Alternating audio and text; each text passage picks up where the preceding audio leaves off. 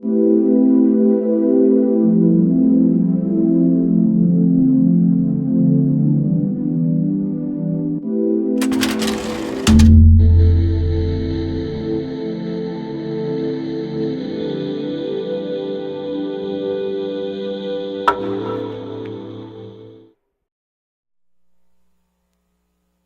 como la cantante Olga Guillot, no empiezo hasta que no estén todos poniéndome atención.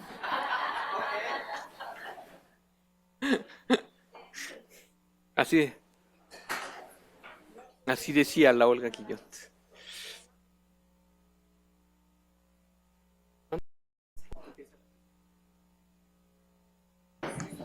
Eh, Les decía que es el turno del doctor Aldo Suárez Mendoza. Él va a hablar sobre contagio social, adicciones, violencia, suicidio y homicidio. Esta forma parte del segundo bloque, en donde también va a estar el licenciado Luis Ocampo, la licenciada Yolanda Maya y un servidor, para hablar de diferentes tópicos relacionados con la psiquiatría y la comunicación. Adelante, Aldo. Muy buenas tardes a todos. Agradezco mucho la invitación del doctor Enrique Chávez para participar en este encuentro de la comunicación con la psiquiatría y lo celebro mucho porque yo tengo algún tiempo dedicándome a esto de la comunicación y la psiquiatría y porque creo que en algún punto de mi vida me di cuenta que pues la psiquiatría y la salud mental sobre todo era algo que debía estar más allá del consultorio, más allá de las cuatro paredes del consultorio, porque tenemos una obligación social, una obligación de comunicar lo que nosotros hacemos y no nada más sentarnos a dar consulta. Para empezar, a mí me gustaría que levantara la mano, ¿quién sabe quién es Anuar González Emadi? ¿No? ¿Le suena el juez Porky? ¿Sí? Levanten la mano los que saben quién es el juez Porky. Ok. Ahora les pediría, si ustedes están de acuerdo en que se exhiban las fotos de las hijas del juez Porky. ¿No? Bueno, de eso se trata el contagio social. Se trata, uno, de que en muy poco tiempo, quizá en cuestión de instantes, nosotros conozcamos sobre alguien, nos inmiscuyamos en su vida pública, también en la privada, pero muy riesgosamente también en la íntima. Y esa es una de las grandes calamidades de esta época. Cuando traigo el caso del juez Porky, pues inmediatamente la gente que está muy enojada empezó a difundir fotos de su familia, fotos de sus hijas chiquitas, como un tipo de condena social. Y cuando yo les digo a ustedes, levante la mano el que esté de acuerdo en que se exhiban las fotos de sus hijitas, de su familia, quiero creer que todos son congruentes y dicen la verdad, pero también creo que alguno de ustedes podría ser un troller y podría ser de los que está diciendo sí que se exhiban y que se lo frieguen y que se acabe con la vida íntima de este hombre. Y esta es una de las grandes calamidades, pues, de estos tiempos, justamente que todo se ha vuelto inmediato.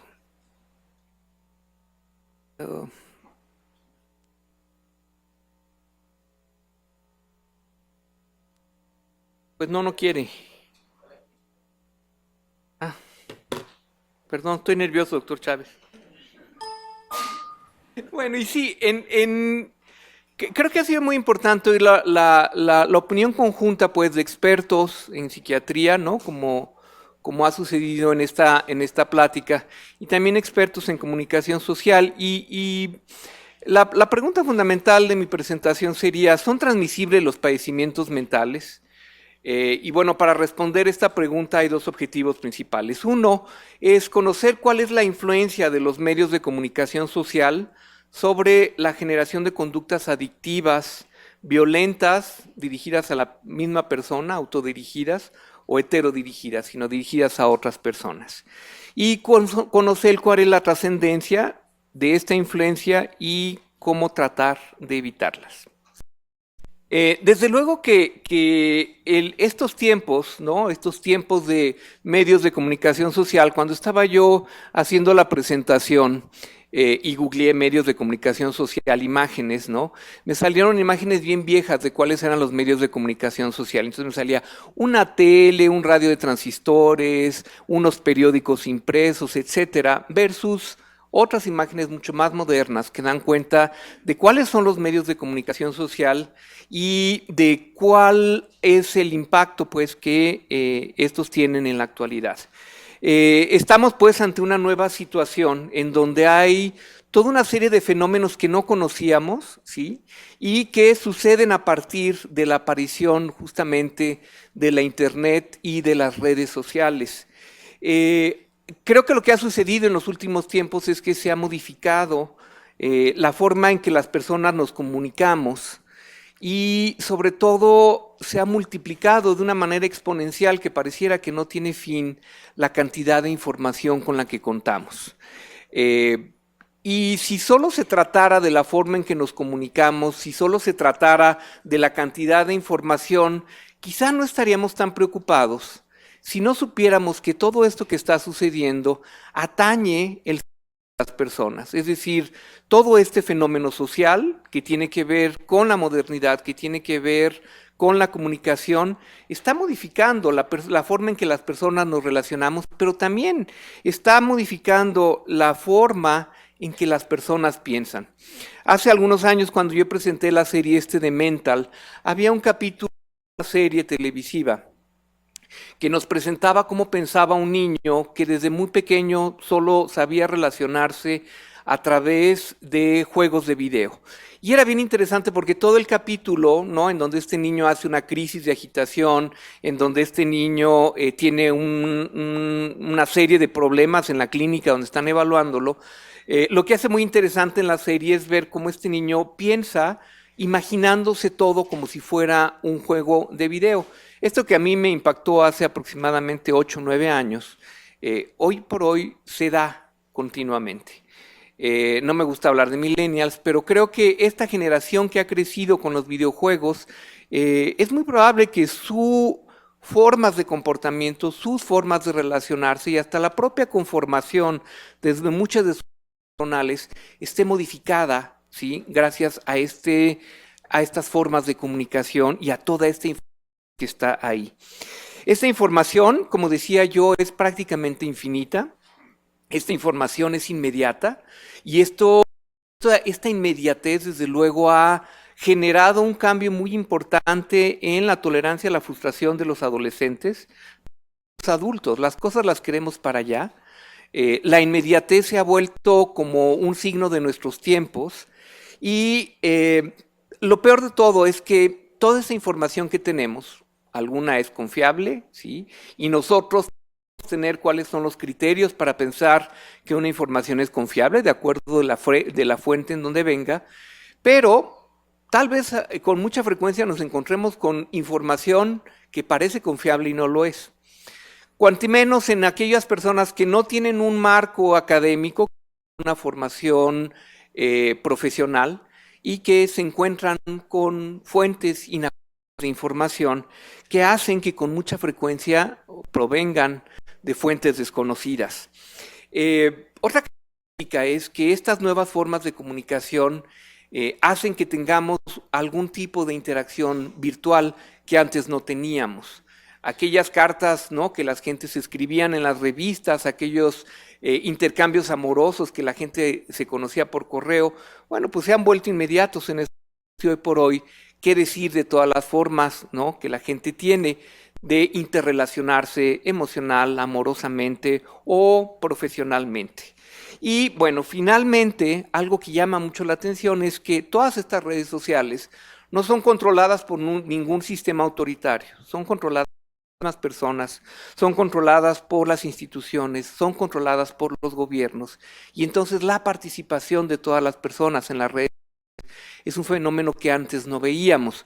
Cuando pensamos en los tiempos de los periódicos impresos como una forma, ¿no? de informarnos, bueno, pues sí es cierto que sabíamos que se manipulaba y teníamos que leer la información como un verdadero acto de fe. Eso no sucede en la actualidad.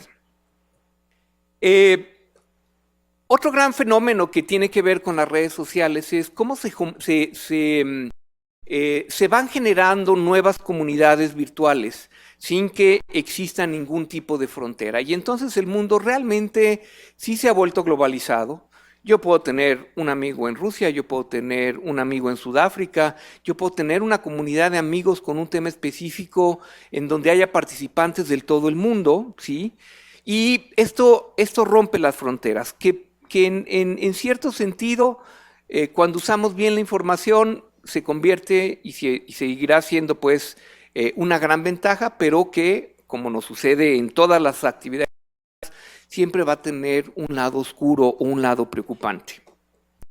Las plataformas de medios sociales que se han formado en Internet, bueno, pues dan cuenta, lo decían hace ratito la maestra Solá, mencionaba la cantidad de usuarios que tenemos de redes sociales, ¿no? El caso, por ejemplo, de México, de Facebook, en donde si hablamos que el 50% de nuestra población vive en situaciones de miseria, pues resulta que los usuarios de Facebook desde luego comprenden a una parte de la población que apenas tendrá acceso a redes sociales, pero que forma parte, por ejemplo, ya de Facebook.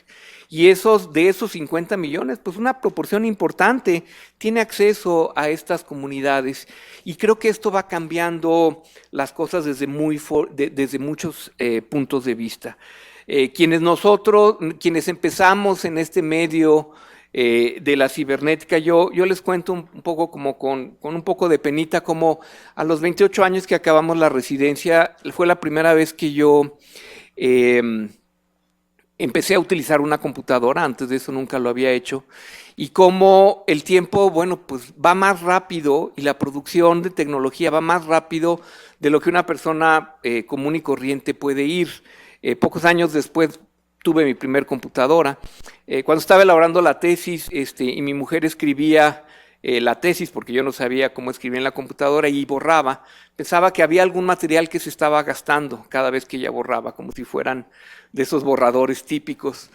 Y después me pasó pues todo esto del correo electrónico. Un día un amigo muy molesto me dijo, ¿qué no lees el correo cada día? Dije, no, pues yo lo abro como cada semana, ¿sí? Y pues a mí me parecía que era la manera en que uno tenía que comportarse. De manera tal que quienes no han entrado en este mundo, hoy se les considera como analfabetas de esta época, porque no tienes correo electrónico, porque no estás en redes sociales, porque no figuras y porque no te interrelacionas según las nuevas formas de relacionarse con el mundo. Siguiendo un poco con este tema, pues sí, estamos ante la máxima revolución tecnológica. No sabemos si estamos ante la máxima evolución de la humanidad. Yo la verdad es que sí tengo algunos núcleos nostálgicos en donde pienso que todavía sería bien padre recibir una carta amorosa escrita a puño y letra, en donde todavía me gusta recibir la llamada de un amigo, o peor aún, me gustaría que alguien me tocara la puerta y me dijera, pasaba por aquí y vine a saludarte. La película de Wall-E, ¿no? Espero que ustedes la hayan visto. A mí me impactó muchísimo porque desde luego es una película de esas que parecen estar hechas para niños, pero que en realidad son películas que nos hacen pensar también a los adultos. Wall-E es este aparatito pues que queda como sobreviviente de un mundo totalmente destruido, y en donde los humanos, al haber destruido el mundo y ya no encontrar lugar aquí, viven pegados a las pantallas. Esta película salió hace 6 años. Y desde luego que de 6 años para acá, el número de gente que utiliza celulares, el número de gente que utiliza tabletas o que está pegado a la pantalla, pues se parece mucho a lo que la película parecía de alguna manera predecir de cómo nos íbamos a relacionar. Presenta a los seres humanos inmóviles, ya no pueden caminar, están totalmente acostados, están obesos desde luego, y tienen unas pantallas que satisfacen al 100% todas sus necesidades, menos las emocionales.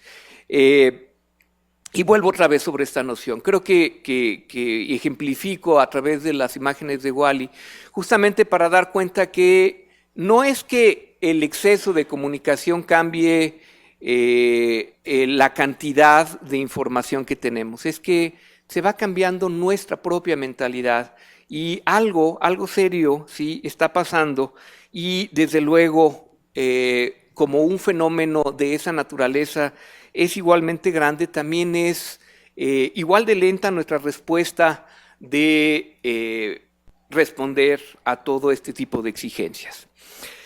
Les presento este libro, ¿no? Porque yo sí soy un convencido que vivimos una sociedad con índices mayores de violencia, con índices mayores de suicidio y de homicidio. Steven Pinker escribió este libro no hace muchos años. Steven Pinker es un académico de Harvard y él lo que plantea en este libro es que en la actualidad las personas somos menos violentas de lo que solíamos ser en la antigüedad. Es decir, él dice que bueno, hay menos índices de muertes por guerra, que hay abolición de costumbres barbáricas, que ya casi no se da tortura. Entonces yo trato de imaginar cómo Steven Pinker, ¿no? Escribiendo esto en la Universidad de Harvard, me lo imagino en un loft muy agradable, como todo muy asténico, muy aseado, muy aséptico, ¿no? Y digo, la verdad es que cuando yo me cayó este libro en las manos, dije, qué barbaridad. La verdad es que la academia, ¿no? La academia puede incurrir en una serie de barbaridades porque creo que Steven Pinker no ha venido aquí, no ha venido a Acapulco, o si ha venido nada más vino pues al Hotel Princess, ¿no? A manera pues de un ejemplo, ¿no? Como andamos en violencia. Estos son datos de 2016. Marzo batió el récord como el mes más violento con 55.7 muertes cada 24 horas. Los homicidios en México alcanzan su nivel más alto en 2 años, un promedio de 55 asesinatos diarios. Guerrero cierra 2015 a la cabeza de homicidios, Tamaulipas en plagios y Jalisco en extorsiones. Y los homicidios en Campeche, Colima y Veracruz aumentaron hasta 300% en enero. Entonces yo le diría, señor Pinker, explíqueme por favor cómo es que ha disminuido la barbarie, ¿sí? En este país. Y bueno, si seguimos un poco, ¿no? El Sistema Nacional de Seguridad Pública nos da algunos datos. De enero a abril de 2016 hubieron 5.995 homicidios dolosos, 9.5 más que en 2014. Y para abril de 2016, 1.683 víctimas de homicidio doloso, ¿sí? Muchos de ellos distribuidos por día, en algunos de ellos inesperadamente altos, como había sido Colima, ¿sí? Como en Guerrero, como en otros estados en donde pues, las cosas están que arden. Pero ese es el mundo y esa es la explicación de la violencia. Desde luego yo soy de la idea que para explicarnos la violencia pues tendríamos que convocar a los antropólogos, a los sociólogos que dieran un poco más de cuenta de esto. Pero la gran pregunta es, ¿cómo le hacemos nosotros, los profesionales de la salud mental, en relación a lo que los pacientes nos traen continuamente en relación a Internet? ¿Sí? Creo que este fenómeno de los pacientes que llegan al consultorio a decirnos qué hacer porque ya lo leyeron en Internet, ¿no? Los wikidoctors les llaman por ahí, que ya saben cuál es el mejor tratamiento, pues nos plantean una gran dificultad, una nueva forma de tener que ejercer la medicina. Pero volviendo un poco a esta noción que yo les decía, hace algún tiempo me di cuenta que la psiquiatría y sobre todo el fomento de la salud mental era algo que tenía que salir del consultorio. ¿Sí? ¿Cómo le hacemos pues para explicarnos la asociación que existe entre los índices de violencia y el uso de Internet? Y por violencia entendamos aquí la violencia como se describe, como homicidios, como suicidios, ¿no? Como adicciones también. Y creo que esto tendría que revisarse con mucho cuidado. Lo que sí puedo decirles es que la literatura está llena de evidencia que trata de demostrar que esta asociación entre el uso de Internet y conductas violencias es ya una realidad. Es decir, que la información que está ahí y que no necesariamente es la información positiva va a tener un efecto positivo sobre los índices de violencia o de suicidio. Algunos estudios han demostrado una correlación positiva entre el uso de Internet y las tasas de suicidio en hombre en Japón. ¿Sí? Otros estudios han demostrado que esta asociación no se puede replicar en hombres, pero sí en mujeres. Entonces, ¿qué es lo que quieren? Son estudios que ya para la época parecen viejos, son de 7, de 10 para acá, que la evidencia que tenemos en la actualidad es mucho más contundente y que desde luego son los primeros estudios que se abocaban al estudio de estos fenómenos. Cuando nosotros, por ejemplo, buscamos qué es lo que sucede en relación a suicidio, pues nos encontramos con algo que nos resulta muy difícil de manejar, muy difícil de comprender. Hace algunos años, un poco abocado al tratamiento de los trastornos de alimentación, de repente hubo una junta de emergencia con el equipo porque nos dijeron que en Internet estaba por ahí una página que daba consejos a las chicas de cómo vomitar o de cómo mantenerse más delgadas. Entonces, con un cierto horror, vimos esta página, vimos que había otras más, pero para esa época, que fue hace como 10 años, había muy pocos lugares. Hoy por hoy estos lugares se han multiplicado, ¿sí?, de una manera muy importante. Este es un estudio de 2008 y Bill lo que hizo fue simular que soy un usuario común y voy a teclear o voy a googlear la palabra de suicidio o métodos de suicidio. Y entonces lo que él encontró es que de 240 sitios que aparecieron en su búsqueda, sí, aproximadamente la mitad de estos sitios eran sitios que daban información de métodos prosuicidas. Estos sitios de prosuicidas y estos chat rooms, ¿no?, estos foros de plática, ¿sí?, eran los que más aparecían en los primeros resultados de una búsqueda. Recupero es otro autor que en 2008 publica algo en relación a esto. Pues también identifica que una proporción quizá no tan elevada, pero esto depende de cuáles sean las palabras que se teclean. En donde, acuérdense el posicionamiento orgánico de las palabras a través de Google, ¿no? Dependiendo del sitio en donde tú estés localizado, si tú tecleas suicidio, pues vas a encontrar sitios totalmente diferentes. Si lo haces aquí en México, en Mérida o lo haces en Estados Unidos. Él encontró que el 31% de los sitios a los que él accedió relacionados a suicidio eran neutrales, 29% eran antisuicidio y 11% eran pro-suicidio. Quiere decir que dependiendo de cómo lo busques, puede ser que es un poquito más fácil o un poquito menos el encontrar lugares de que te dicen cómo hacerlo y que te dicen de qué manera se puede lograr yendo hacia la segura. Y bueno, otro porcentaje del estudio de Recupero son temas relacionados al suicidio como literatura, como poesía, etcétera. Pero bueno, finalmente creo que dan cuenta de ese fenómeno en donde les decía yo, sí existe una correlación y sí tenemos que contender con ello todos los días. Por ahí la compañera psicóloga mencionaba sobre el ciberbullying, ¿no? A mí me da un poquito de cosa que son temas que se acuñan en inglés y que necesariamente se convierten en anglicismos porque, otra vez, la diseminación de estos términos es tan rápida que ni siquiera nos da tiempo a traducirlas. Pero sí, otra de las formas en que se asocia el suicidio con los medios de comunicación o con la violencia es justamente a través del ciberbullying, ¿no? E incluso se ha acuñado un término ahí que se llama cyberbullying, es decir, cuando se logra a través del hostigamiento, a través de las redes, que un chico, en general un adolescente, cometa suicidio. Y sí se ha podido demostrar que al menos las víctimas de bullying tienen 2 veces más riesgo de cometer suicidio y que este ciberbullying, ¿sí?, también puede verse como influye provocando más estigma, más aislamiento, más inestabilidad emocional y más desesperanza. ¿Sí?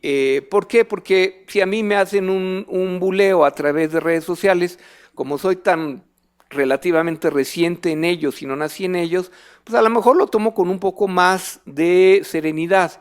Mientras que si he nacido ya en las redes sociales, esto se conforma, ¿sí?, como mi red de comunicación, como mi red de referencia, y la afectación puede ser mucho mayor, amén de la inmadurez pues propia del cerebro de un adolescente. Hay acoso sexual cibernético, y esto también es un tema que nos enfrentamos todos los días. ¿Sí? Hay obtención de métodos de suicidio y de instrumentos letales.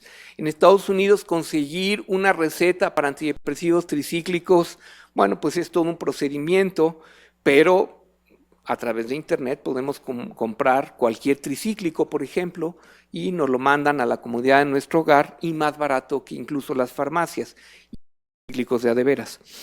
Y esta otra parte, pues, de los pactos suicidas, que los pactos suicidas, pues, estaban ahí en la literatura, se sabe que existían. Tenemos estos grupos religiosos que en algún momento lograron en los años 70 y 80, ¿no?, que mucha gente se muriera, pero pues era este fenómeno tan aislado, y bueno, pues hoy los pactos suicidas se dan de una manera automática, e insisto, con estas características de lo que son las redes sociales, ¿sí? ¿De qué otra manera pueden influir los medios de comunicación en la conducta? Bueno, pues a través justamente de lo que son videos explicativos.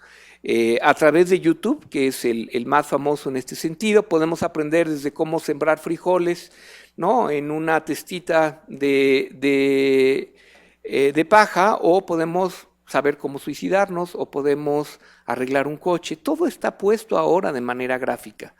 Todo está puesto de manera a través sobre todo de videos. Y entramos en este otro tema de cómo hay una preponderancia de la imagen, ¿sí?, y sobre todo del video sobre la palabra. No tenemos ya la palabra como la fundamental para convencer, para persuadir, sino se ha convertido en una de las grandes calamidades. Y bueno, los foros de discusión se pueden influenciar sobre todo cuando estamos pensando en grupos vulnerables, ¿sí?, en donde puede hacerse grupo prácticamente para cualquier cosa. La pregunta sería, y bueno, ¿y por qué somos tan influenciables? ¿Por qué han logrado tener las redes sociales este impacto tan importante? Y bueno, desde luego es porque se han desperdigado, porque tienen esta penetración, y la verdad es que, visto desde el punto de vista positivo, tenemos mucho que agradecer a que estas cosas sucedan. Pero también creo que una explicación en la que yo pensaba tiene que ver con cierto avance que tenemos en el conocimiento de cómo funciona el cerebro y sobre todo cómo aprendemos. En este sentido, no hace muchos años, hace aproximadamente 15 años, un grupo de italianos descubrió que al estimular ciertas conductas y observar las neuronas directamente de los macacos, cuando veían que esta misma conducta, como comer un plátano, lo hacía otra persona, las células de ese cerebro también del macaco se estimulaban como si estuviera haciéndolo. Fue así como se hace todo este desarrollo de lo que son las neuronas en espejo, que hacen que aprendamos por imitación. Y entonces se revoluciona la forma en que entendemos el desarrollo del ser humano. Se revoluciona la manera en que entendemos la crianza, porque es a través de la mirada, es a través de la imitación de conductas como los niños aprenden. Y bueno, se ha localizado en zonas específicas del cerebro, principalmente el giro frontal inferior del lóbulo prefrontal. El lóbulo parietal también es donde están estas neuronas. Tenemos estudios de cómo estas neuronas migran en el desarrollo del embrión, y también tenemos muchos estudios como en aquellas personas que son incapaces de tener empatía, las neuronas en espejo no migraron. ¿De qué son responsables estas neuronas en espejo? Bueno, pues de que justamente aprendemos imitando. Empezamos el aprendizaje de toda nuestra vida imitando, como ya los decía, y hace que simulemos mentalmente lo que vemos que otros hacen. De manera tal que esto que sucede en las neuronas en espejo, imagínense qué impacto tiene en el desarrollo de un adolescente que se la pasa viendo cómo hacen cosas los demás indefinidamente. Se ha generado esta red, no estamos hablando ya de una red social, sino de una red justamente interneuronal entre las personas, dado que aprendemos por imitación. A esto le llamo yo la otra red, que es las neuronas en espejo, aparecen como nudos en una gran red que nos interconecta en la realidad de las otras personas, de los otros seres humanos, una red que opera sin que nosotros mismos queramos o nos demos cuenta. Es decir, es un mecanismo inconsciente.